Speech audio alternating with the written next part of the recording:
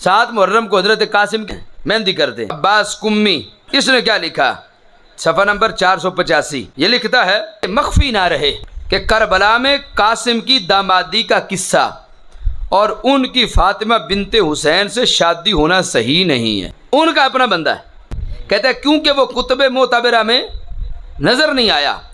علاوہ اس کے امام حسین رضی اللہ تعالیٰ عنہ کی 2 ہی بیٹیاں تھیں، جیسا کہ معتبر کتب میں ہے۔ کہتا ہے ایک سکینہ، شیخ تبرسی کہتے ہیں کہ سید الشہداء نے اس کی حضرت عبداللہ سے نسبت کی تھی، دوسری حضرت فاطمہ جن کا نکاح حضرت حسن مثنیٰ سے ہوا تھا جو کربلا میں حاضر تھیں۔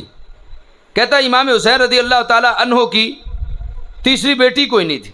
کہتے ہیں اور اگر کوئی بیٹی ہو بھی امام حسین کی اور وہ فاطمہ بیٹی تھی تو کہیں گے وہ تو پھر فاطمہ صغریٰ تھی جو مدینہ میں رہی، اس کا نکاح قاسم بن حسن سے نہیں ہو سکتا۔